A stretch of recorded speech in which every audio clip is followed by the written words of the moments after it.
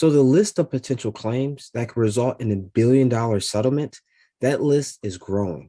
And we expect larger claim settlements against organizations for risks that weren't even contemplated 5 years ago. So in the next few minutes, I will make you aware of a few emerging risks and ways to mitigate against their impact. So there are several emerging risks on the horizon, but I only want to discuss three with you today. And the first one is PFAS, which stands for per and poly per alcohol substances, which is a man-made chemical used to make nonstick items or act as a repellent. So PFAS are often found in Teflon cookware, pizza boxes, carpet, and skis, amongst other items. But the problem with PFAS is that it's found to be related to thyroid disease, kidney and testicular cancer, and a decreased response to vaccines, amongst other diseases as well. But lastly, PFAS are called the forever chemical because it can last tens of thousands of years, making the possibility of claims against an organization years after someone facing exposure that much more likely. And it's also said that the potential exposure for the insurance industry due to litigation from PFAS could potentially be close to $100 billion. The second emerging risk that I want to discuss are microplastics. Microplastics are tiny pieces of plastic that come as a result of disposal of industrial waste.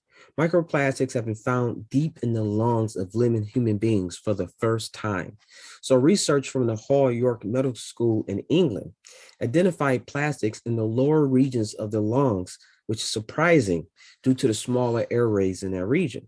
So they identified 12 types of microplastics, which are commonly found in bottles, packaging, clothing, and twine. The third and last emerging risk involves human trafficking. The Trafficking Victims Protection Reauthorization Act allows victims to file lawsuits against entities that benefit from human trafficking. So agriculture, domestic services, shipping, and hospitality, those industries are the ones that I expect to see these type of lawsuits. So to mitigate against this risk, make sure you know where your employees are coming from.